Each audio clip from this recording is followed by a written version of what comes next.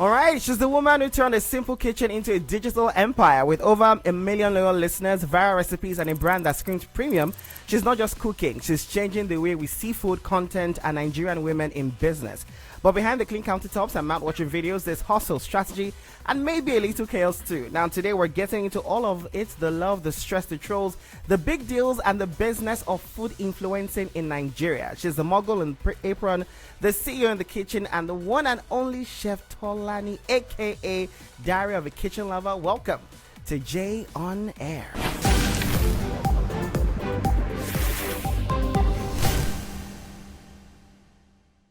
Chef T, good to have you on the show. I'm blushing. Thank you. How are you doing? I'm good. Jalo. Yes, that's me. You look as beautiful as always. Thank you. I'm sure you get a lot of people saying that. How are you able to cook at the same time, still make sure that your makeup is on point, your hair is on point?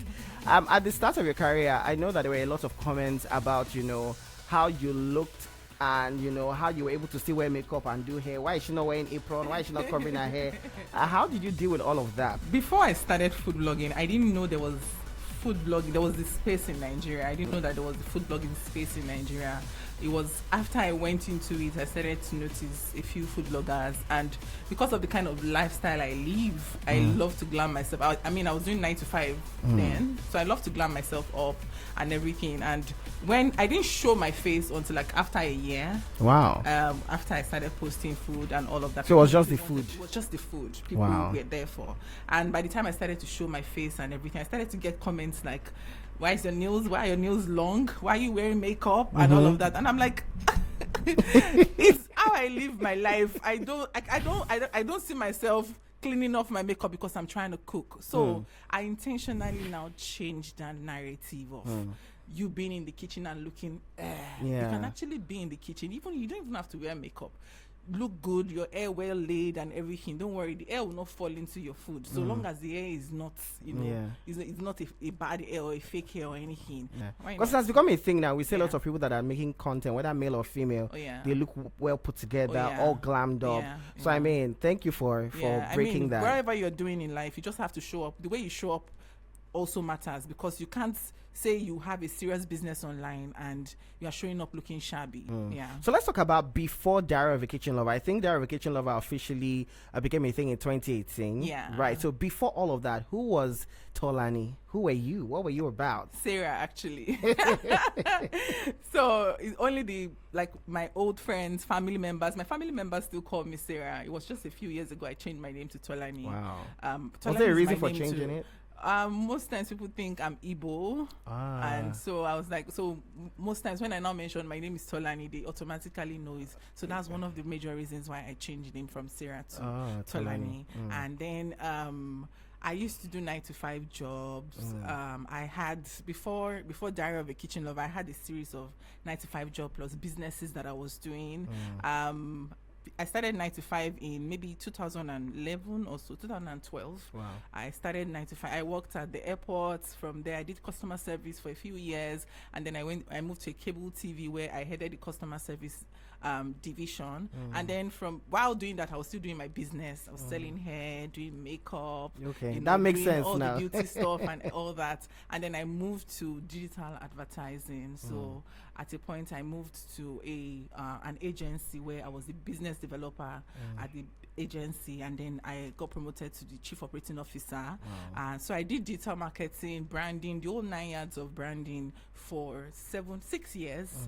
And in between, I started Diary of a Kitchen Lover. So 3 years into it, I had to resign the job to take on Diary of a Kitchen Lover fully.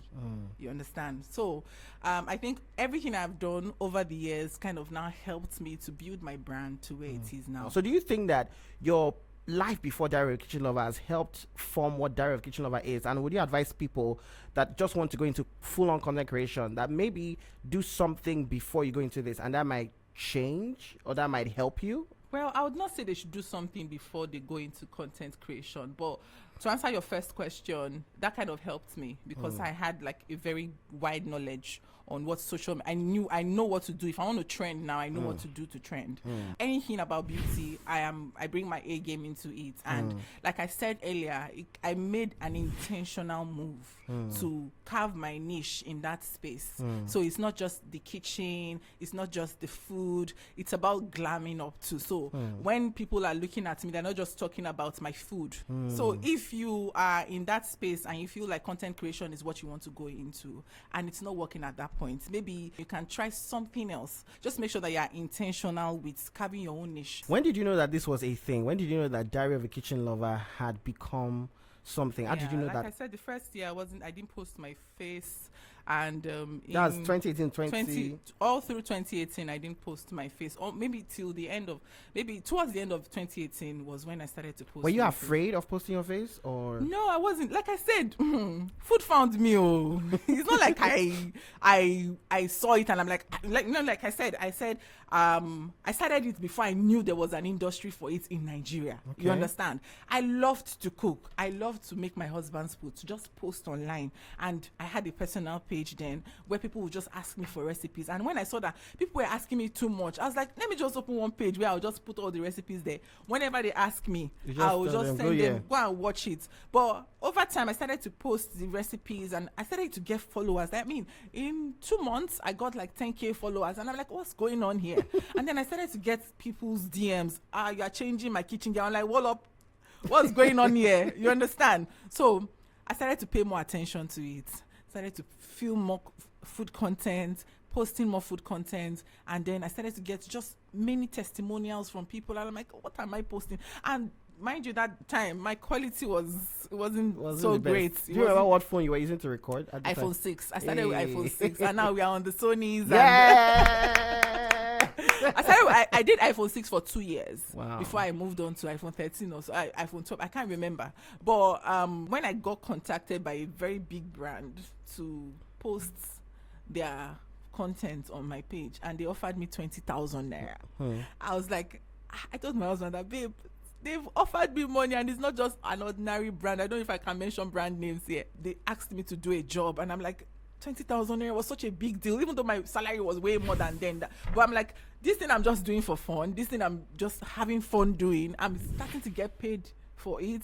And that was like the moment where I started to take it seriously. So for days where I would just feel like I'm not shooting, and I'll actually not shoot, I now started to intentionally shoot content for Diary of a Kitchen Lover while still doing my 9-to-5 job. I think the big break was now when I entered into Sterling Bank's competition, Jollof Master. And I don't know how I entered though. I just summoned courage to enter into the competition and I won. Wow. So that kind of gave me the balls, for lack of a better word, to just, take it more seriously. Why is it intentional for you not to talk about things when you get dragged? Because let's be honest, in the food space, you've gotten backlash. Oh, many times. Many times. Some people just don't like the idea of chef tea. So they feel like there's something behind the smiles. There's something behind the glitz and glamour. There has to be a witch behind her. Like she's wicked offline. But then again, I don't know how to. So before I used to try so hard to intentionally show who I am to the world. And like, I'm a good person. I'm actually a good person, but now I don't even do it anymore. If you say I'm a bad person, I'm a bad person. If you say I'm a good person, you just need to experience me once, and then you can now change your mindset about me. So I try to intentionally tell people that you can actually be a public figure, or you can be a human being and be happy online and offline, because that is who I am. Let's talk about something beautiful, because I feel like let's move on. Yes, let's move on. What was the feeling like when you carried your baby girl for the first time? I know that it took you a minute to get pregnant. It caused a lot of conversations online. People felt like they were being kind to you when they were saying you will have your own children. Sometimes you didn't just want to talk about it. I could tell from your stories. But how did you feel in that moment when you heard the news? But especially when you held her in your hands. There's the love that you can never explain, and that was how I felt. I thought I had enough love to give, and I've given enough love to people around me, my husband, my parents, my siblings. But when I held that, it was like a renewed love. And it's still the same thing. Sometimes I look at it, I'm like, God, why are you so fine? You understand? So it's a love that is so unconditional. I cannot imagine how much love God has for us if I am feeling that way to my own offspring. You understand? It was just, there was this peace that I had. Nothing else mattered at that point because, it felt like, okay, all this, your tears, all these years, autant. You understand? So it was just pure love I had. And it's still there. I don't think you can ever go. I was still telling her yesterday that I'll continue kissing on your lips till you get married. Yeah. So what was life before that time? What was it like before you had her? We were just living our lives too.